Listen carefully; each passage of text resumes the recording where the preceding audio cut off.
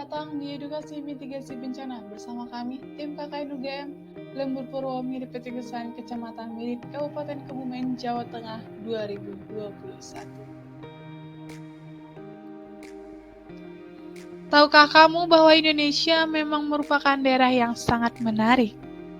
Selain memiliki wilayah paparan benua yang luas, Indonesia juga memiliki pegunungan lipatan tertinggi di daerah tropika dan bersalju abadi di daerah pegunungan tengah Papua.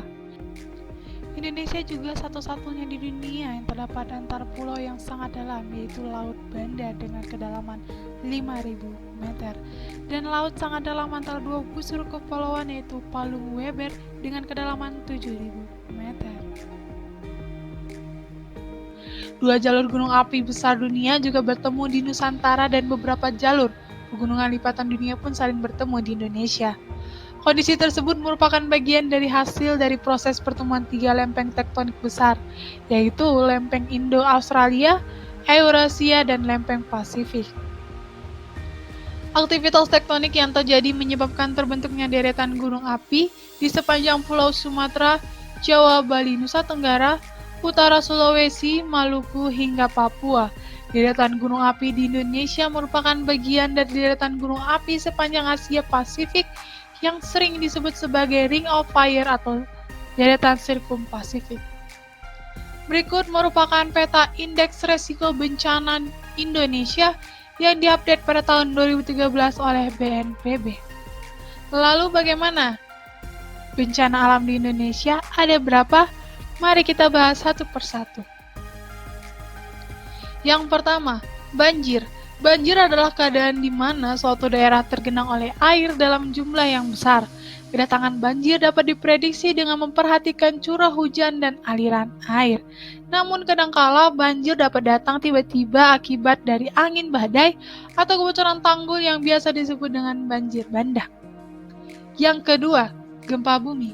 Gempa bumi adalah getaran yang terjadi di permukaan bumi akibat pelepasan energi dalam bumi secara tiba-tiba yang menciptakan gelombang seismik. Gempa bumi biasanya disebabkan oleh pergerakan kerak bumi atau lempeng bumi dengan frekuensi suatu wilayah mengacu pada jenis dan ukuran gempa bumi yang dialami selama satu periode. Gempa bumi diukur dengan menggunakan alat seismometer. Yang ketiga, tsunami. Tsunami merupakan gelombang air laut besar yang dipicu oleh pusaran air bawah laut karena pergerakan lempeng, tanah longsor, erupsi, gunung api, dan jatuhnya meteor. Tsunami dapat bergerak dengan kecepatan yang sangat tinggi dan dapat mencapai daratan dengan ketinggian gelombang hingga 30 meter. Yang keempat, letusan gunung api. Letusan gunung berapi adalah proses keluarnya magma dari ruang magma dalam perut gunung berapi akibat aktivitas magma dan pergerakan lempeng tektonik. Yang kelima, kebakaran hutan dan lahan. Kebakaran hutan dan lahan merupakan kebakaran di permukaan di mana api membakar bahan bakar yang di atas permukaan seperti serasah, pepohonan, semak, dan lain-lain. Yang keenam, tanah longsor. Tanah longsor adalah perpindahan material pembentuk lereng berupa batuan, bahan rombakan, tanah, ataupun material campuran yang lainnya. Pergerakan tanah ini dari ke bawah atau keluar lereng. Yang ketujuh, gelombang ekstrim dan abrasi. Abrasi adalah proses di mana terjadinya pengikisan pantai yang disebabkan oleh tenaga gelombang laut dan arus laut yang bersifat merusak. Gelombang pasang ekstrim atau badai adalah gelombang tinggi yang ditimbulkan karena efek terjadinya siklon tropis di sekitar wilayah Indonesia dan berpotensi kuat menimbulkan bencana alam. Yang kedelapan, kekeringan. Kekeringan merupakan suatu peristiwa yang terjadi pada musim kemarau, apalagi ketika musim kemarau yang sangat panjang melanda. Yang terakhir yaitu cuaca ekstrim. Cuaca ekstrim merupakan suatu kondisi cuaca atau iklim yang terjadi pada waktu tertentu dan tempat tertentu yang tidak bisa dan sangat jarang terjadi. Lalu, bagaimana dengan Provinsi Jawa Tengah? Berdasarkan Indeks Risiko Bencana Indonesia pada tahun 2020, secara administrasi, Provinsi Jawa Tengah terdiri dari 35 kabupaten atau kota, meliputi 29 kabupaten dan 9 kota. Wilayah Jawa Tengah memiliki gunung api aktif sebanyak 5. Pada bagian selatan Jawa Tengah juga terdapat zona megatrus Jawa dengan segmen Jawa Tengah. Kondisi ini yang menyebabkan wilayah kabupaten atau kota di Provinsi Jawa Tengah berada dalam kelas resiko sedang hingga tinggi dengan semua jenis ancaman bencana yang ada di daerah tersebut. Berdasarkan indeks resiko bencana, Provinsi Jawa Tengah memiliki indeks resiko dengan skor 132,99 dengan masuk kelas bencana sedang dengan ancaman bencana seperti gempa bumi, tsunami, letusan gunung api, banjir, tanah longsor, kekeringan, cuaca ekstrim, gelombang ekstrim atau abrasi, serta kebakaran hutan dan lahan. Nah, bagaimana dengan Kebumen sendiri? Mari kita bahas bersama-sama. Berdasarkan hasil perhitungan indeks resiko bencana pada tahun 2018, Kabupaten Kebumen memiliki skor IRB 140,31 dengan kategori kelas resiko sedang. Indeks resiko bencana Kabupaten Kebumen masuk dalam urutan ke-293 dari 514 kabupaten atau kota di Indonesia. Berdasarkan data Indeks Resiko Bencana Indonesia pada tahun 2015 sampai 2018, Kabupaten Kebumen mengalami tren penurunan skor IRB yang cukup signifikan.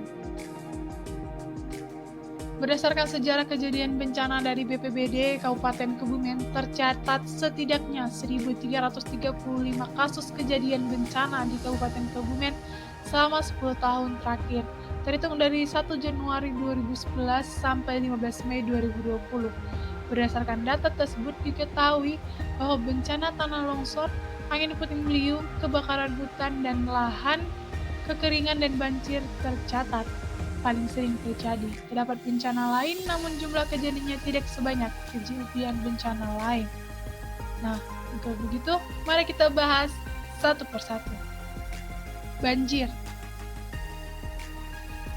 Bahaya banjir sering mengancam wilayah Kabupaten Kebumen bagian selatan. Berdasarkan topografi daerah, Kabupaten Kebumen bagian selatan cenderung landai hingga sangat landai. Sebagian besar banjir di Kabupaten Kebumen diakibatkan oleh adanya luapan air sungai. Air luapan tersebut mengenang di wilayah daratan baik lahan persawahan maupun lahan permukiman. Berikut merupakan peta persebaran bencana titik lokasi banjir. Yang selanjutnya adalah banjir bandang. Bahaya banjir bandang di kota Kebumen salah satunya dimungkinkan oleh keberadaan waduk Sempor dan waduk Badas Lintang. Letak waduk yang berada di bagian hulu wilayah Das menyebabkan adanya potensi bahaya banjir bandang akibat kegagalan waduk yang dapat dipicu oleh terjadinya gempa bumi, kegagalan struktur, cuaca ekstrim, curah hujan ekstrim atau badai, atau adanya sabotase. Selain potensi bahaya banjir bandang yang diakibatkan oleh adanya waduk, di Kabupaten Kebumen juga memiliki wilayah yang secara kondisi fisik alamiahnya memungkinkan terjadinya banjir bandang. Berikut adalah peta persebaran bahaya banjir bandang di Kabupaten Kebumen. Tanah longsor. Bahaya tanah longsor termasuk salah satu potensi bahaya yang paling sering terjadi di wilayah Kabupaten Kebumen bagian utara dan perbukitan selatan di Karangbolong. Bahaya longsor di Kabupaten Kebumen secara alamiah bersifat periodik, terjadi setiap tahun pada periodik musim hujan. Berdasarkan topografi daerah, Kabupaten Kebumen bagian utara cenderung terjal hingga sangat terjal. Tingginya frekuensi kejadian longsor mengakibatkan bencana longsor dijadikan sebagai salah satu bencana prioritas di Kabupaten Kebumen. Berikut merupakan peta penyebaran dari tanah longsor di Kabupaten Kebumen. Berikutnya adalah kekeringan. Bahaya kekeringan di Kabupaten Kebumen bersifat periodik tahunan. Umumnya terjadi pada kisaran waktu bulan Juni hingga September. Berdasarkan data dropping air BPBD, cakupan wilayah yang mengalami bahaya kekeringan cukup banyak, yaitu 18 kecamatan dari 26 kecamatan yang ada di Kabupaten Kebumen. Berikut merupakan peta persebaran kejadian bencana kekeringan. Selanjutnya, angin puting beliung.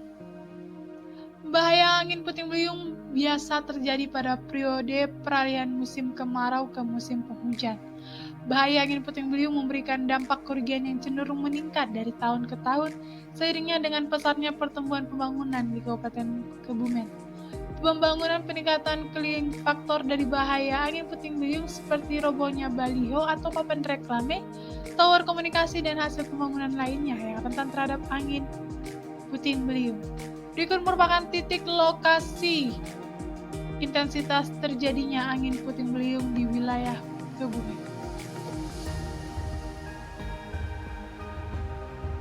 Kebakaran hutan dan lahan. Bahaya kebakaran hutan dan lahan di Kabupaten Kebumen sering terjadi pada wilayah hutan dan lahan yang dikelola oleh perhutani. Sebagian besar bahaya kebakaran hutan dan lahan diakibatkan oleh aktivitas manusia seperti pembakaran sampah atau semak-semak pada saat pembersihan lahan sisa, puntung rokok bekas api unggun yang masih menyala di hutan ataupun lahan. Bahaya kebakaran hutan dan lahan sering sulit dipadamkan dengan cepat karena akses yang cukup sulit dan jauh. Berikut merupakan peta persebaran kebakaran hutan dan lahan di Kabupaten Kebumen. Gempa bumi. Kabupaten Kebumen memiliki potensi bahaya gempa bumi tinggi dikarenakan letak Kabupaten Kebumen yang berdekatan dengan zona subduksi lempeng Indo-Australia dengan lempeng Eurasia di bagian selatan Pulau Jawa dan berhadapan langsung dengan Samudra Hindia. Selain itu, beberapa sesar aktif di wilayah Karangsumbu juga berpotensi memicu terjadinya gempa bumi. Berikut merupakan peta persebaran gempa bumi secara keseluruhan.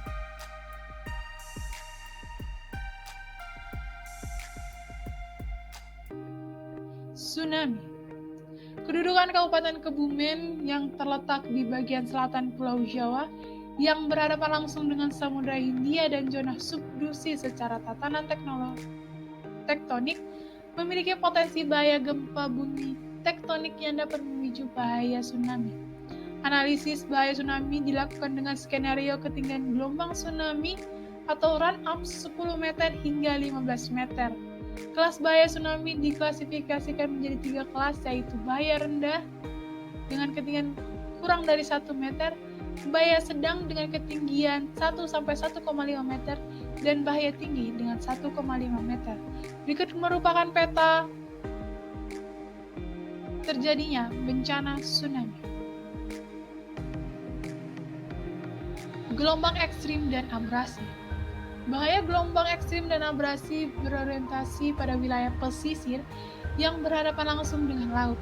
Bahaya ekstrim dan abrasi berdampak pada wilayah tidak terlalu luas, tetapi pada wilayah-wilayah yang masyarakat bergantung pada sektor kelautan dan wisata pesisir.